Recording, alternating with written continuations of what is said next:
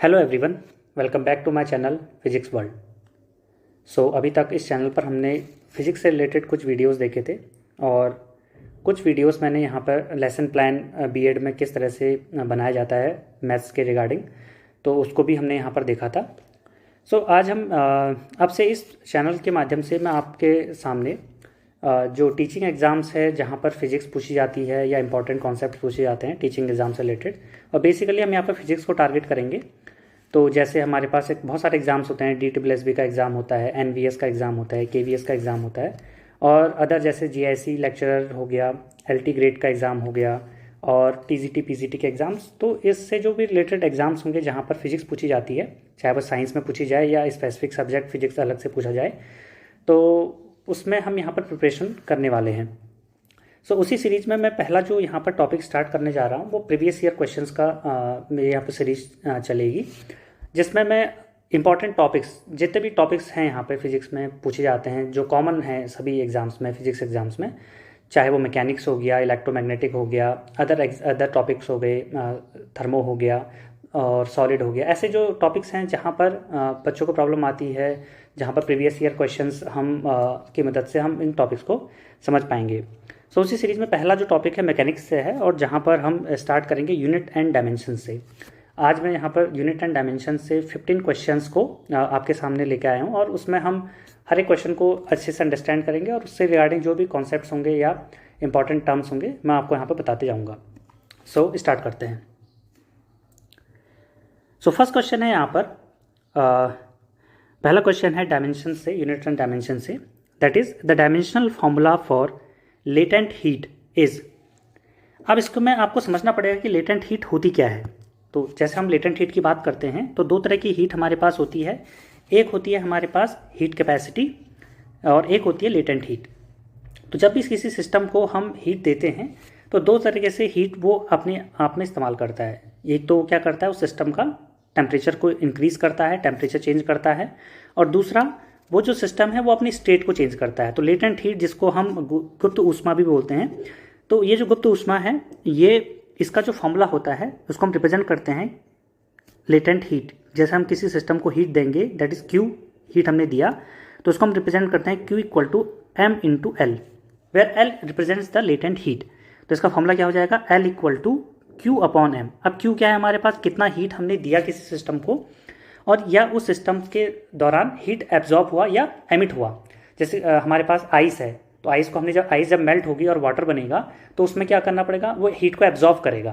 तो कितनी heat absorb करी, 0 डिग्री सेल्सियस पर वो आइस थी और 0 डिग्री सेल्सियस पर ही वो क्या बन गई, लिक्विड फॉर्म में आ गई, वाटर फॉर्म में आ गई। तो जब उसने स्टेट चेंज किया तो कितनी हीट उसने एब्जॉर्ब करी, और कितनी हीट अगर वो उल्टी प्रोसेस करेगा, लिक्विड से सॉलिड में चला जाएगा तो कितनी हीट को एमिट करता है। तो वो चीज़ हम क्या बोलते हैं, उसको हम L से रिप्रेजेंट करते हैं। तो L इक्वल टू होता है Q बाई M। Q हमारे पास हीट एनर्जी है और M है मास, पर यूनिट मास यहाँ पर हम ले रहे हैं। तो अगर मैं यहाँ पर देखूँ तो हमने लिखा L equal to Q by M। अब Q क्या है, हमारे पास एनर्जी है, तो एनर्जी का आपको डायमेंशन फॉर्मूला याद होना चाहिए। एनर्जी का डायमेंशन फॉर्मूला होता है वो होता है mL2T-2।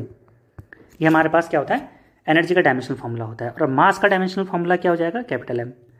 तो अब अगर आप इसको देखते हो तो यहाँ पर क्या हो जाएगा, M से M कैंसिल हो जाएगा, और हमारे पास जो डायमेंशनल फॉर्मूला बचेगा वो बचेगा L का L2 और T-2, और M की वैल्यू क्या है, 0 है। M की पावर कितनी है, 0 है। तो डायमेंशनल फॉर्मूला क्या हो जाएगा, M0 L2 T-2। तो हमारे यहाँ पर जो ऑप्शन अगर आप यहाँ पर देखेंगे तो फर्स्ट ही ऑप्शन यहाँ पर सही दिख रहा है हमको, M0 L2 T-2। इसको हम करेक्ट कर लेंगे। तो ये हमारे पास पहला क्वेश्चन था।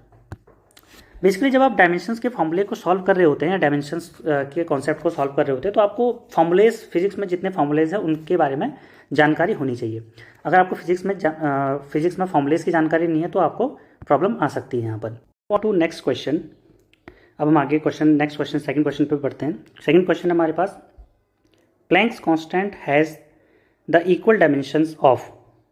जो प्लैंक स्थिरांक है का आयाम इसके समान होता है। तो प्लैंक कांस्टेंट्स होता क्या है, जिसको हम H से रिप्रेजेंट करते हैं। आपने ये फॉर्मूला पढ़ा होगा, आपने ये फॉर्मूला तो पढ़ा ही होगा, E equal to H nu, ठीक है। Where E is the energy, H हमारे पास प्लैंक कांस्टेंट हो गया, और न्यू हमारे पास क्या है, फ्रीक्वेंसी है। सो यहाँ पर हम एच की अगर वैल्यू निकाल तो एच इक्वल टू क्या हो गया, ई बाई न्यू हो गया। ठीक है, अब इसमें आपको एनर्जी की डायमेंशन पता होनी चाहिए और न्यू की डायमेंशन पता होनी चाहिए, दैट इज फ्रीक्वेंसी। ठीक है, ये क्या है, फ्रीक्वेंसी है। अब इसमें से पूछ रहा है कि ऐसे क्वेश्चंस बहुत बार पूछे जाते हैं एग्जाम्स में कि डायमेंशन, एक फिजिकल क्वांटिटी की डायमेंशन दूसरे किस फिजिकल क्वांटिटी के इक्वल है। आगे में ऐसे क्वेश्चंस और देखेंगे जिसमें बहुत सारे फिजिकल क्वांटिटीज़ के डायमेंशन बराबर हो सकते हैं, इवन दो कि वो अलग अलग चीज़ को रिप्रेजेंट कर रहे हैं, इसके बावजूद भी उनके डायमेंशंस इक्वल हो सकती है।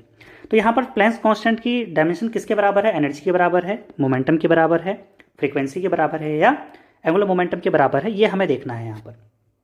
तो सबसे पहले हम देखते हैं एच की डायमेंशन। तो एच की डायमेंशन, प्लैंक कांस्टेंट की डायमेंशन क्या होगी, एनर्जी अपॉन फ्रीक्वेंसी। एनर्जी की डायमेंशन क्या होती है आपको याद होनी चाहिए, दैट इज ml2t-2। ठीक है, और हमारे पास यहाँ पर फ्रीक्वेंसी की डायमेंशन क्या होती है, फ्रीक्वेंसी की डायमेंशन होती है t-1, that is frequency. New बराबर आपको पता होना चाहिए, न्यू बराबर हमारे पास होता है 1/टाइम पीरियड। तो अगर 1/टाइम पीरियड है तो ये लीनियर फ्रीक्वेंसी की बात चल रही है, 1/टाइम पीरियड है, और अगर इसका डायमेंशन निकालेंगे तो टाइम इनवर्स आ जाएगा। तो अब अगर हम यहाँ पर बात करें, अगर हम यहाँ पर देखते हैं इससे आगे, तो हमारे पास इसको अगर हम सॉल्व करें तो हमारे पास डायमेंशन क्या आ जाएगी, -1 से -1 कैंसिल हो गया, ये एक टाइम कैंसिल हो गया, तो हमारे पास बच जाएगा, ये हो जाएगा ml2t-1।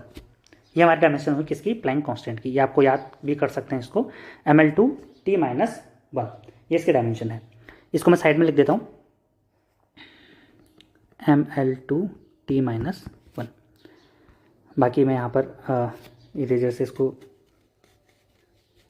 इरेज कर लेता हूँ।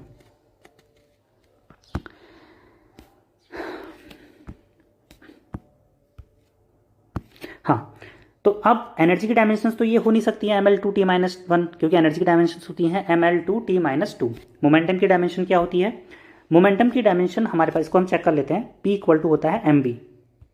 तो एनर्जी तो नहीं हो सकता, mv का मतलब क्या है, m और LT-1, क्या इससे मैच कर रही है, तो आंसर इज नो, मोमेंटम भी इसकी डायमेंशन नहीं है। फ्रीक्वेंसी अभी बताया था t-1 होती है, तो ये भी नहीं होगा, तो हमारे पास आंसर क्या बचा, एंगुलर मोमेंटम। तो इसको हम एलिमिनेशन मेथड से भी यहाँ पर सॉल्व कर सकते थे। ये जो क्वेश्चन पूछा गया है, बहुत सारे क्वेश्चन में पूछा गया है, बहुत सारे एग्जाम्स में, जैसे NBS PGT 2019 में, UKPSC लेक्चरर में, UPTGT में, UPPSC प्री एग्जाम में पूछा गया है। तो एग्जाम इस तरह से क्वेश्चन जो होते हैं बहुत ज़्यादा रिपीटेडली पूछे जाते हैं। तो ये जो मोमेंटम है, अब एंगुलर मोमेंटम, अगर हम एंगुलर मोमेंटम का निकालना चाहें तो एंगुलर मोमेंटम होता है हमारे पास r क्रॉस p। ये इसका अगर वेक्टर फॉर्म में देखें तो r क्रॉस p होता है। तो r क्या है हमारे पास, l हो गया, मोमेंटम क्या हो गया हमारा, ml-t-1। ठीक है, तो अगर हम l और ml-t-1 को देखें तो इसका मोमेंटम, इसका डायमेंशन क्या हो जाएगा, वो हो जाएगा ml² t-1, which is the dimension जो हमने प्लैंक कांस्टेंट की मदद से निकाला था। तो प्लैंक कांस्टेंट का डायमेंशन क्या है, ml2t-1, और वैसे ही एंगुलर मोमेंटम का डायमेंशन भी क्या हो गया, ml2t-1। तो इसको हम इस तरह से सॉल्व कर सकते हैं। तो इसका आंसर क्या हो जाएगा, option number D, angular momentum. Move on to next question, that is which one of the following have same dimension. जैसे मैंने आपको बताया, ये इस तरह के क्वेश्चन बहुत ज़्यादा पूछे जाते हैं कि कौन से ऐसे फिजिकल क्वांटिटीज़ हैं जिनकी डायमेंशंस बराबर होती हैं। जैसा पहला ऑप्शन है हमारा प्रेशर एंड डेंसिटी, एक करके हम इसको 1 to 1 हम इसको सॉल्व करते जाएंगे। सबसे पहले हम देखते हैं pressure and density. So pressure की जो डायमेंशन होती है, प्रेशर की डायमेंशन क्या होती है, उसको हम प्रेशर की डायमेंशन होता है, फॉर्मूला होता है force per unit area. Pressure का फॉर्मूला क्या होता है, फोर्स पर यूनिट एरिया। तो फोर्स की डायमेंशन क्या होगी, ml-t-2, ये याद होना चाहिए, और एरिया है तो इसकी डायमेंशन क्या हो जाएगी, l²। तो इसकी डायमेंशन क्या हो जाएगी प्रेशर का, ये हो जाएगा ml-1t-2। ये हमारे पास प्रेशर की डायमेंशन आ गई, ml-1t-2। डेंसिटी की डायमेंशन क्या होती है, डेंसिटी होता है mass per unit volume, density rho mass per unit volume होता है। तो मास का m हो जाएगा और वॉल्यूम क्या हो जाएगा, L-3। तो क्या ये इससे मैच कर रही है, तो आंसर नो। तो पहला ऑप्शन हमारा क्या हो जाएगा, इनकरेक्ट हो जाएगा। फिर से हम देखते हैं यहाँ पर सेकंड ऑप्शन देखते हैं, पहला ऑप्शन इनकरेक्ट हो गया। Gravitational potential and energy.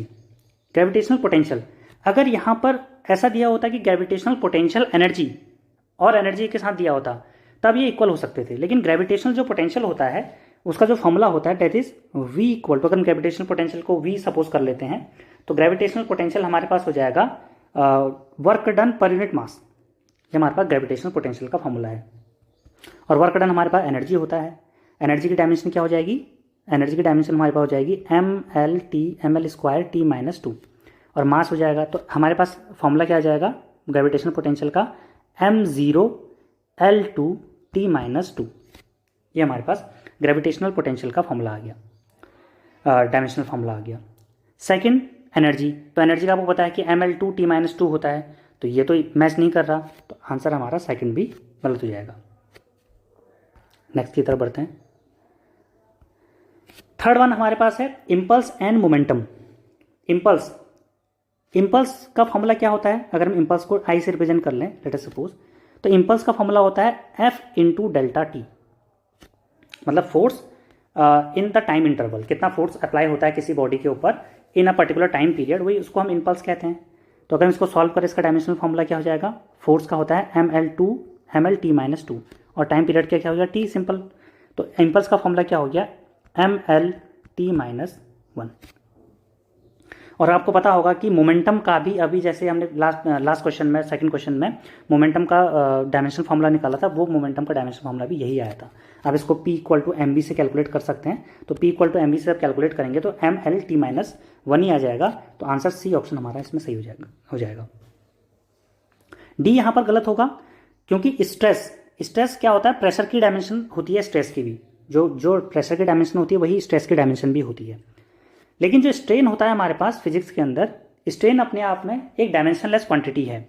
Strain का बेसिक फॉर्मूला क्या होता है कि जो स्ट्रेन हमारे पास होता है, ये आपको आगे काम आएगा, तो स्ट्रेन होता है change in configuration upon original configuration, change in configuration upon original configuration. तो अगर हम लॉन्गिट्यूडनल स्ट्रेन देख रहे हैं तो उसको हम लिखते हैं डेल्टा एल अपॉन एल। तो ऊपर भी लेंथ है और नीचे भी लेंथ है, और लेंथ की डायमेंशन लेंथ से कैंसिल आउट हो जाएगी, तो स्ट्रेन हमको प्योरली एक नंबर मिलता है। तो स्ट्रेन अपने आप में एक डायमेंशनलेस क्वांटिटी है, आपको पता होना चाहिए। कभी आपसे पूछ सकता है कि स्ट्रेन की डायमेंशन क्या है, तो स्ट्रेन की डायमेंशन क्या होती है? ये एक डायमेंशनलेस क्वांटिटी है। Move on to next question.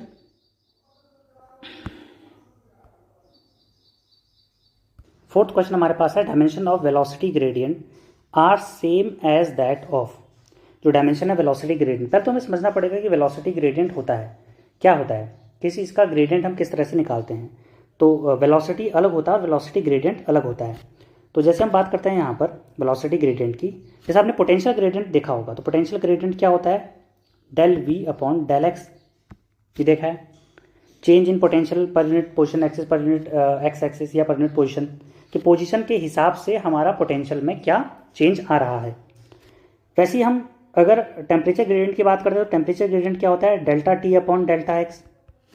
Similarly जो हमारा वेलोसिटी ग्रेडियंट होता है कि change in velocity per unit change in position, कि पोजीशन चेंज होने के हिसाब से हमारे वेलोसिटी में क्या चेंज आता है, उसको हम बोलते हैं वेलोसिटी ग्रेडियंट। तो उसको हम लिखते हैं v अपॉन डेल्टा एक्स। ठीक है, तो इसको हम किस तरह से लिख रहे होते हैं यहाँ पर ध्यान देंगे।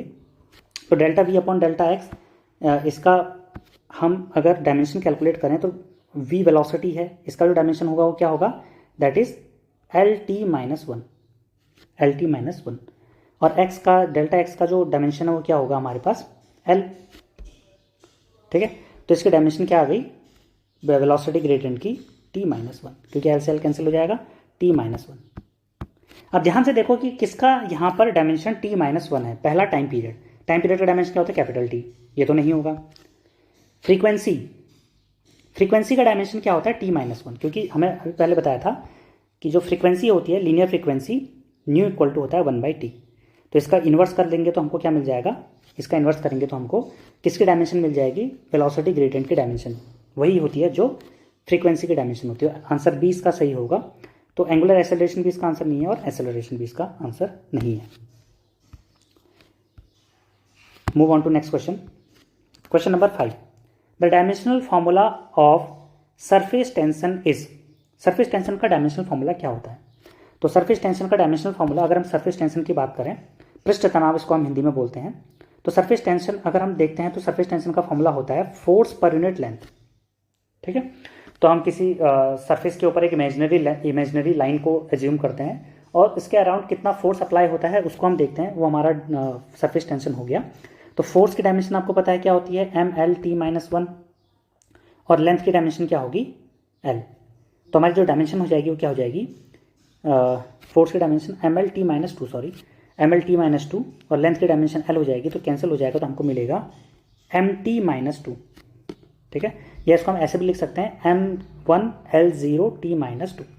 तो कहाँ पर ये डायमेंशन हमको देखने को मिल रही है, पहला गलत, सेकंड भी रॉन्ग, और थर्ड हमारे पास क्या हो जाएगा, करेक्ट हो जाएगा, ML0T-2। तो डायमेंशन ऑफ सरफेस टेंशन क्या हो जाएगा, MT-2। Move on to next question. Dimension of heat capacity are, dimension of heat capacity are. तो सबसे पहले हम समझते हैं कि हीट कैपेसिटी जनरली हम इसको सी से रिप्रेजेंट करते हैं। ठीक है, तो हीट कैपेसिटी को हम लिखते हैं कि कितनी हीट एब्जॉर्ब हुई per unit change in temperature, capital T। कि जब हम किसी सिस्टम को हीट प्रोवाइड करते हैं, तो मैंने आपको अभी पहले बताया था फर्स्ट क्वेश्चन में कि जब भी हम किसी सिस्टम को हीट प्रोवाइड करते हैं तो दो तरह से वो हीट को यूटिलाइज करता है। फर्स्ट, वो क्या करेगा, उसका टेम्परेचर चेंज करेगा, जो भी सिस्टम होगा उसका टेम्परेचर कम या ज़्यादा होगा, हीट निकलेगी तो कम होगा, हम उसको देंगे तो बढ़ेगा। सिमिलरली अगर हम हीट, और दूसरा क्या हो सकता है कि वो स्टेट चेंज कर सकता है। पहला, सिस्टम का टेम्परेचर चेंज होगा, सेकेंड वन, जो हीट क्या कर सकता है, सिस्टम का स्टेट चेंज कर सकता है, सॉलिड से लिक्विड, लिक्विड से गैस, उस टाइम पर टेम्परेचर चेंज नहीं होगा। तो जब हम हीट कैपेसिटी की बात करते हैं तो हीट कैपेसिटी को हम सी से रिप्रेजेंट कर रहे हैं, तो ये होता है कि कितनी हीट हमने दी कितना टेम्परेचर चेंज करने के लिए, per unit temperature change. So what is the amount of heat per unit temperature change, उसको हम क्या बोलते हैं, स्पेसिफिक हीट कैपेसिटी बोलते हैं। तो इसका डायमेंशन क्या हो जाएगा, अगर हम इसको थोड़ा सा इलाबोरेट करें तो C इक्वल टू, हमारे पास Q की डायमेंशन क्या हो जाएगी, एनर्जी है, तो हो जाएगा ML2T-2, और नीचे क्या है, हमारा टेम्परेचर है। तो अगर तो ध्यान से देखोगे टेम्परेचर का जो रिप्रेजेंटेशन हम उसको K से रिप्रेजेंट करते हैं। ठीक है, K से रिप्रेजेंट करते हैं, कहीं कहीं थीटा से रिप्रेजेंट किया जाता है, कहीं कहीं K से रिप्रेजेंट कर देते हैं। जैसे मास को हम M से रिप्रेजेंट करते हैं, लेंथ को हम L से रिप्रेजेंट करते हैं, टाइम को कैपिटल T से रिप्रेजेंट करते हैं, वैसे ही टेम्परेचर को हम रिप्रेजेंट करते हैं कैपिटल K से। तो इसको अगर हम सॉल्व करेंगे तो हमको क्या मिल जाएगा, ML²T-2K-1, ML²T-2K-1। तो कौन सा ऑप्शन यहाँ पर सही हो गया, ऑप्शन नंबर डी हमारे पास यहाँ पर सही आता है, ML2T-2K-1।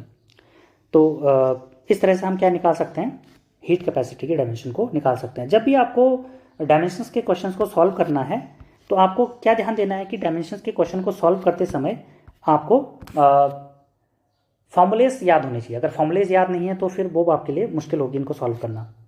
अब हम नेक्स्ट क्वेश्चन की तरफ बढ़ते हैं, that is the dimensional formula of impulse. Impulse को हम अभी करके आ चुके हैं। तो इम्पल्स क्या होता है, I equal to force per unit time interval, कितने टाइम इंटरवल के लिए कोई फोर्स अप्लाई होता है किसी बॉडी के ऊपर। तो फोर्स की डायमेंशन होती है ML_T-2, और ये हो जाएगा हमारे पास टाइम पीरियड, इसको हम कैपिटल T से प्रेजेंट करते हैं। तो फॉर्मूला क्या हो जाएगा, डायमेंशन फॉर्मूला ML_T-1। तो फॉर्मूला क्या हो जाएगा, ML_T-1। सेवंथ का आंसर क्या हो जाएगा, D। इसको आप इजिली निकाल सकते हैं। Move on to 8th question. तो 8th क्वेश्चन में हम देखते हैं यहाँ पे कि which one of the following is not a derived unit. ठीक है, तो डिराइव्ड यूनिट कौन सी नहीं है, frequency, Planck's constant, gravitational constant या इलेक्ट्रिक करंट। तो आपको पता होना चाहिए कि there are two types of physical quantities, one is fundamental quantities and second one is derived quantities. और फंडामेंटल क्वांटिटीज़ के जो यूनिट्स होती हैं उसको हम बोलते हैं fundamental units, and derived quantities के जो यूनिट्स होती हैं उन्हें हम कहते हैं डिराइव्ड यूनिट्स। तो बेसिकली जो फंडामेंटल यूनिट्स होती हैं वो 7 होती हैं हमारे पास, that is mass, length, time, electric current, luminous intensity, amount of substance, temperature, और 2 सप्लीमेंट्री क्वांटिटीज़ भी हमारे पास होती हैं, दैट इज हमारे पास 2 सप्लीमेंट्री क्वांटिटीज़, एक एंगल हो गया, एंगल में ही solid angle and plane angle. उसके अलावा जितनी भी क्वांटिटीज़ होती हैं दीज आर डिराइव्ड क्वांटिटीज़, और उसकी जो यूनिट्स होंगी वो डिराइव्ड यूनिट्स होंगी। तो कौन सी डिराइव्ड यूनिट नहीं है, यहाँ पर एक क्वेश्चन पूछ रहा है, इसका मतलब फंडामेंटल यूनिट्स के बारे में पूछ रहा है। फ्रीक्वेंसी, तो फ्रीक्वेंसी को हम डिनोट करते हैं टाइम के रेस्पेक्ट में, तो ये डिराइव्ड क्वांटिटी हो गई, तो ये तो एक डिराइव्ड क्वांटिटी है। प्लैंक कांस्टेंट, ये भी एक डिराइव्ड क्वांटिटी है क्योंकि हम इसको ई बाई न्यू से डिनोट कर सकते हैं। ग्रेविटेशनल कांस्टेंट, ये भी एक डिराइव्ड क्वांटिटी है। Fourth one is electric current. Electric current हमारी 7 फंडामेंटल यूनिट में 7 फंडामेंटल क्वांटिटीज़ का एक पार्ट है, तो इलेक्ट्रिक करंट हमारे पास यहाँ पर राइट ऑप्शन होगा। तो अगर हम देखें यहाँ पर तो option number D is correct. Move on to next question. The dimension of entropy is. अब हम बात करते हैं कि एंट्रोपी की डायमेंशन क्या होती है। तो एंट्रोपी को रिप्रेजेंट करते हैं हम सिंपली, अगर हम देखें तो एंट्रोपी को हम किस तरह से रिप्रेजेंट करते हैं, तो एंट्रोपी होता है S equal to Q by T. ठीक है, तो एंट्रोपी का बेसिक फॉर्मूला क्या होता है, एंट्रोपी एस इक्वल टू होता है डी क्यू बाई टी कह सकते हो या क्यू बाई टी लिख सकते हो। Basically D Q by T इसको फॉर्मूले पर हम इस तरह से लिखते हैं। तो entropy S equal to D Q by T है, तो डी क्यू हीट है, तो इसको हम लिखते हैं M L two T minus two energy है, और ये हमारे पास नीचे क्या है, टेम्परेचर है, तो इसको हम लिखते हैं कहीं यहाँ पर जैसे थीटा से रिप्रेजेंट किया है पूरी इक्वेशन में। मैंने आपको पहले बताया था कि टेम्परेचर को हम के से रिप्रेजेंट कर सकते हैं या थीटा से रिप्रेजेंट कर सकते हैं, तो नीचे मैं यहाँ पर थीटा से लिख देता हूँ। तो अगर मैं इसको लिखूँ यहाँ पर तो क्या है, M L square T minus two theta minus one, theta minus one. तो अगर आप इसको देखोगे कहाँ पर ये फॉर्मूला आ रहा है, M L square T minus two theta minus one, answer number B यहाँ पर इसका सही है। तो अगर हम इसकी बात करें तो अब ये जो एंट्रोपी की डायमेंशन हमने यहाँ पे कैलकुलेट करी, अगर हमें फॉर्मूला पता नहीं होता डी क्यू बाई टी तो हम इसको कैलकुलेट नहीं कर पाते। तो बेसिकली मैंने आपको बता दिया जैसे डायमेंशंस के क्वेश्चन हमें सॉल्व करने हैं, तो डायमेंशन के क्वेश्चन सॉल्व करते समय हमें किसके बारे में पता होना चाहिए, बेसिकली जो फिजिकल क्वांटिटीज़ हैं उनके फॉर्मूलेज के बारे में पता होना चाहिए कि कैसे वो बनी हुई हैं। Move on to next question. Planck constant has the same unit as. अब जो प्लैंक कांस्टेंट है उसकी यूनिट किसके बराबर होती है, ये हमसे पूछ रहा है कि जो प्लैंक कांस्टेंट है, प्लैंक कांस्टेंट अभी अपने देखा था, प्लैंक कांस्टेंट क्या होता है, energy upon frequency. Planck constant हमारे पास क्या होता है, एनर्जी अपॉन फ्रीक्वेंसी। अगर हम नॉर्मली इसको लिखें तो Planck constant nu equal to होता है ई अपॉन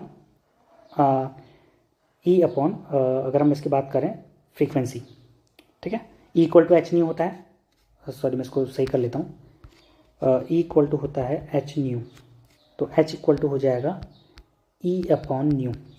ठीक है, तो एनर्जी क्या होता है, एनर्जी होता है फोर्स इनटू, एनर्जी को बेसिकली हम क्या लिख सकते हैं, वर्क डन, और वर्क डन क्या होता है, force into displacement upon frequency, तो फ्रीक्वेंसी होगी हमारी न्यू।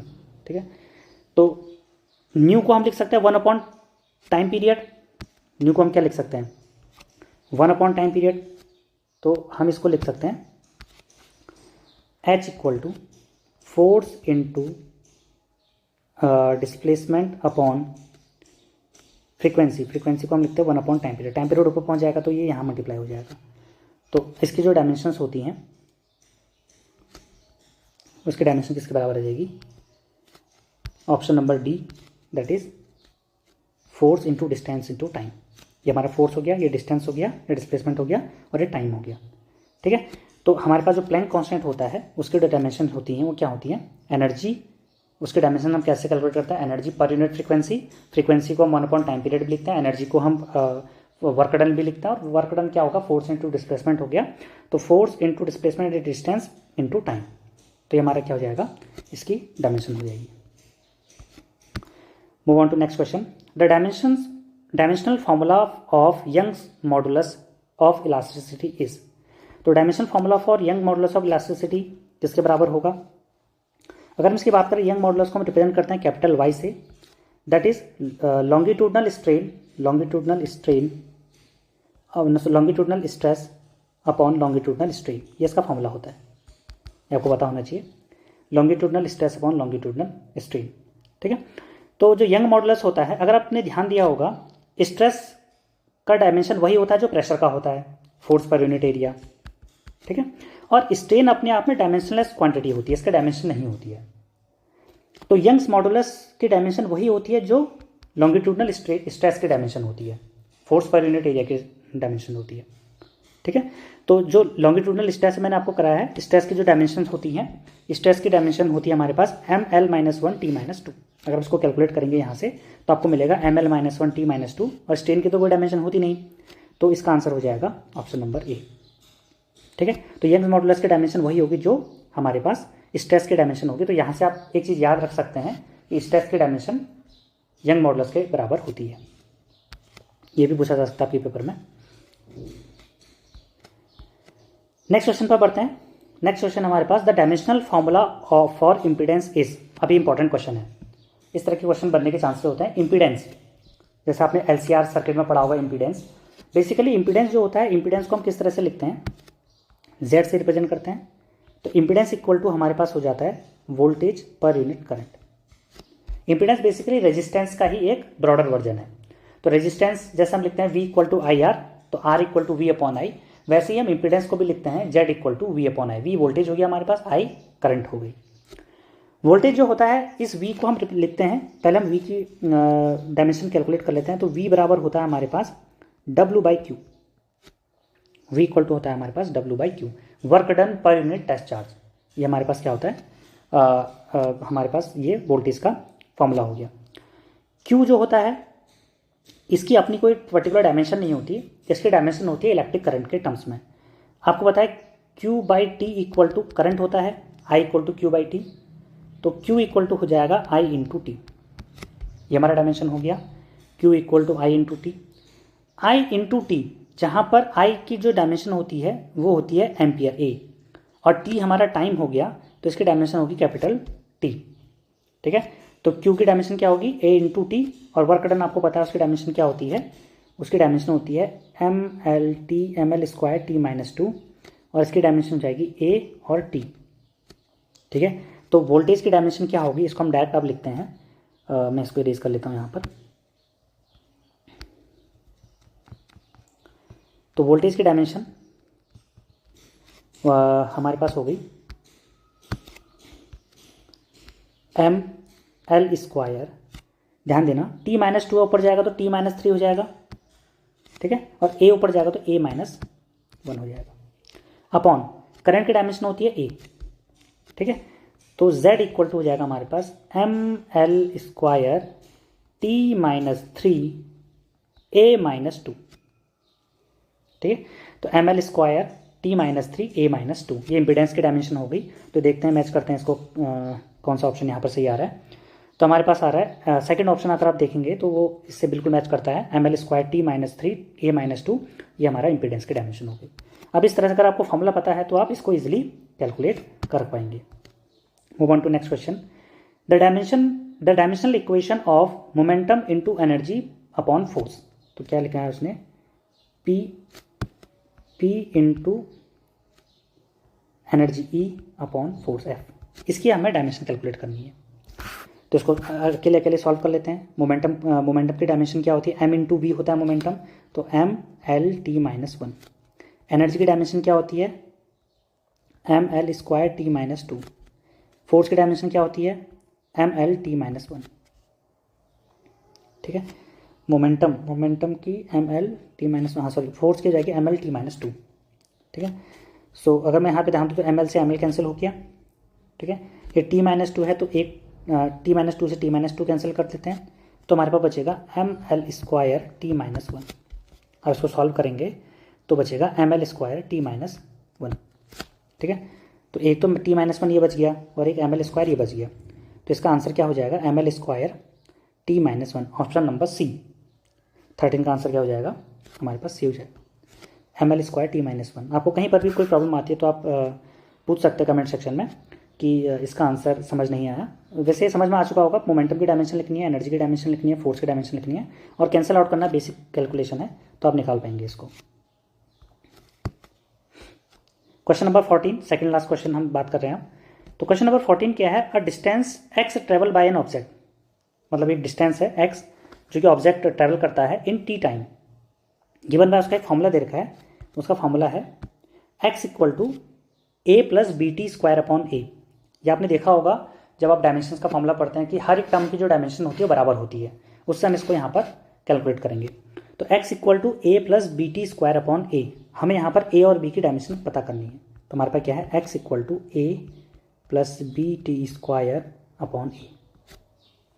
ठीक है, अब हमें पता होना चाहिए कि जो हर एक टर्म है, 3 टर्म यहाँ पर, एक x है हमारे पास, एक टर्म है a हमारे पास, एक टर्म है, और बी टी स्क्वायर अपॉन एक 3 टर्म हमारा थर्ड टर्म हो गया। तो ये 3 टर्म हमारे पास यहाँ पर हैं। x की डायमेंशन क्या होती है, l, ये पता होनी चाहिए, लेंथ होगी।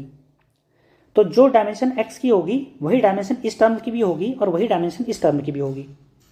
तो इससे हम सीधे सीधे अंदाज़ा लगा सकते हैं कि जो x की डायमेंशन है वही a की डायमेंशन है, तो यही क्या होगी, a की डायमेंशन भी हो जाएगी। तो a की डायमेंशन क्या आ गई हमारे पास, a की डायमेंशन आ गई हमारे पास l। तो मैं यहाँ पर लिख देता हूँ, जो a की डायमेंशन क्या आ गई, l आ गई। ठीक है, तो आप इसमें से देखते हैं कौन सा ऑप्शन सही बैठ रहा है। डी ऑप्शन, ये एल स्क्वायर और इसको एल टी माइनस 2 पढ़ेंगे। ठीक है, तो डी ऑप्शन तो नहीं हो सकता, कैंसिल हो गया, एल स्क्वायर नहीं होगा और एल टी माइनस 1 भी नहीं होगा, तो बी ऑप्शन भी गलत हो गया। बचा हमारे पास ए ऑप्शन और सी ऑप्शन। अब हम बात करते हैं बी की डायमेंशन क्या होगी। तो बी टी स्क्वायर अपॉन ए, इसकी डायमेंशन क्या होगी, एल के बराबर ही होगी। ठीक है, ए की डायमेंशन अभी कैलकुलेट कर ली हमने, तो ए की डायमेंशन क्या है, एल है, तो बी की डायमेंशन क्या हो जाएगी, तो बी हो जाएगा हमारे पास, तो बी इक्वल टू हमारे पास हो जाएगा एल इंटू ए अपॉन टी स्क्वायर।